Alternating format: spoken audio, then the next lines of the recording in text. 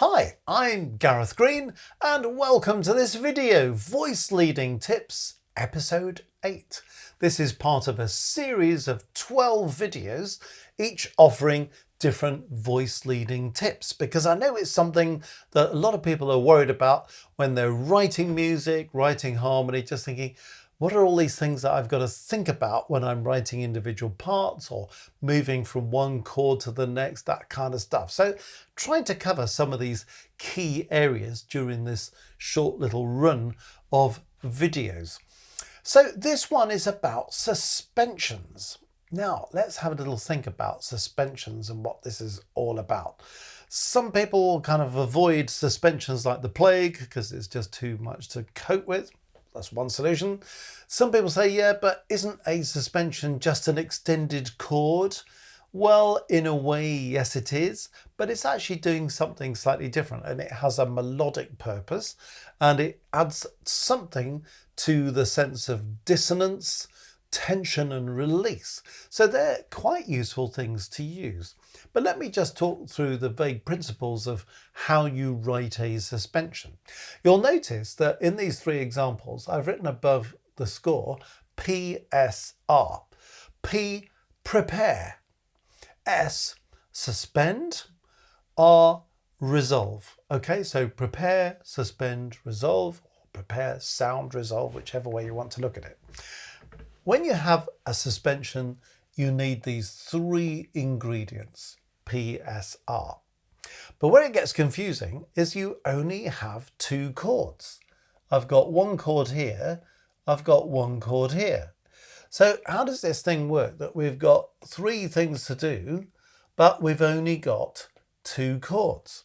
Well, basically the first chord belongs to P and the second chord belongs to R. Okay, so that's one way you might want to think about it. S is a suspension because it's a note from the previous chord that's suspended over there when a new chord sounds. Okay, so this F belongs to this F major chord, but when we go to the C major chord, this F doesn't belong to it. It's an F that's trailing on from the previous chord, and then it moves to a note that does belong to the chord. So what does this first one sound like? It sounds like this. Now, if I took this suspension out and I just went from F to E, it would sound like this. Nothing wrong with that, sounds perfectly fine. F major chord, C major chord, or in Roman numerals, chord 4, chord 1. But if I sort of think, well, it sounds all right, but I'd like to spruce it up a little bit, one thing you can do is to take one of the notes from that first chord and suspend it, and then resolve it onto a note that belongs to the second chord, maybe a beat later, like this. So you can hear how that's just kind of spicing it up a little bit, isn't it? Okay, the other thing you'll notice is that I've written 4-3. What's all that about? Well, this is called a 4-3 suspension. You describe your suspension by thinking about S and R. You don't describe P. That's just a note that belongs to the previous chord. But when I'm talking about 4-3, I'm talking about these two notes, F, E. And you'll notice that F is a fourth above that C in the bass, and the F moves on to E, which is a third above that bass note. So it's a fourth above the bass going to the third above the bass. It's a 4-3 suspension. So that's what it means. If someone talks about a 4-3 suspension, sometimes people write to me about this stuff. So somebody keeps wittering on about 4-3 suspensions. What on earth are they? Here you are. This is what it's all about. So we're not describing P, but we are describing S and R. Other things you want to know about suspensions. The note for P must be the same as the note for S. You can't move to a different note, because if you do, well, this note has to prepare this note. So if this note's up here something, it's not preparing this at all. It's just another note. So that's why P and S must be the same note as each other. S has to move to R by step, nearly always downwards. Now, the kind of one or two rare exceptions to that, sometimes when you get multiple suspensions, you've got different suspensions all going at the same time, you might have 7 going to 8. So you might have something like this. So B, B, C. It's not the well-known TV channel in the UK, but it's just kind of going 7, 8. So that's a rare example, but most of them are going downwards. Whatever they're doing, they're certainly going by step. So P and S are the same note, S to R, going by step, nearly always downwards. 3 very common suspensions. We've talked about 4/3, but there's another one called the 7/6 and another one called the 9/8. Let's talk about the 7/6. Now, this time I've written it in 3 parts just to show that you can write it in 3 parts. You don't have to write it in 4 parts. Can you see the same things applying? P is the same note as S, 2 B's there. S is going to R by step downwards. B is a 7th above the bass note C. A is a 6th above the bass note C. So we've got that. Here's the 7/6. See how expressive they are? You can kind of treat this and lean on this note and then step back onto that note and it becomes something very expressive. If I didn't have the suspension, so I just missed out that note and went straight from B to A, it would sound like this. Perfectly right. Put the suspension in. 7/6 really kind of takes it up a notch. So that's what's going on there. And the 9/8 suspension, same thing applies. P is the same note as S. S is going to R by step downwards. D is a 9th above the C in the bass. C is an octave above that C in the bass, an 8th in other words, so it's going 9/8. Sounds like this.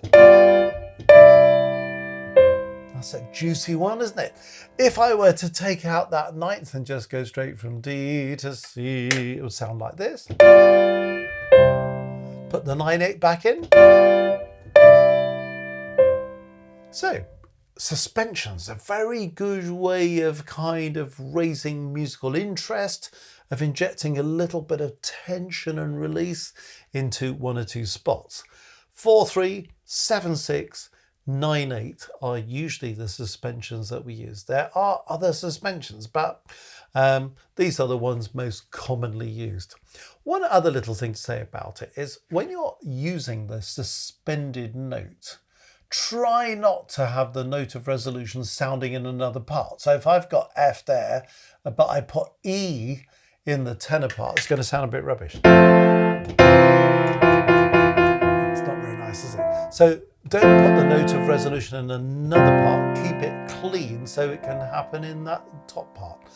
The suspension doesn't have to be in the top part. It could be in one of the middle parts, could even be in the bass part. But these 3 examples are just showing how it works in the top part. The only exception to what I've just said is the 9/8 suspension, when, because of the nature of it being a 9/8, you have to have the note of resolution in the bass when the suspension is sounding. But it sounds all right with 9/8s. It doesn't sound good with 4/3s and 7/6s. So there's just a voice leading tip on suspensions, which I'm hoping might give people a bit of courage to use suspensions, start experimenting with them, see if you can make them work, and which ones to use, what PSR is all about, why you have to have all 3 ingredients, how you handle them, all that kind of stuff. But if you're going to use a suspension, trying to use it, obeying those few rules, and you won't go too far wrong. But it's just a way of adding something to your music. So whether you're writing music and you're wanting to spruce it up a bit, whether you're playing music thinking I can hear something going on but I'm not quite sure what it is, this might help you to understand that. Or whether you're just listening to music, appreciating it, thinking, oh yeah, I can hear some of these suspensions going on. It's a very useful topic to know something about. Well, have a look at the other videos in the series on voice leading, because each one is just doing a different aspect of voice leading. If you've enjoyed this video, let me invite you to the Music Matters website, www.mmcourses.co.uk. UK. We've got so many things on there that are going to be of great interest to you and should be of great assistance to you on your musical journey. Under courses, where we've got lots of different courses, one of them is a diploma sight reading course. And I know there are lots of musicians out there who keep writing to me saying, I wish I was better at sight reading, because it just keeps catching me out.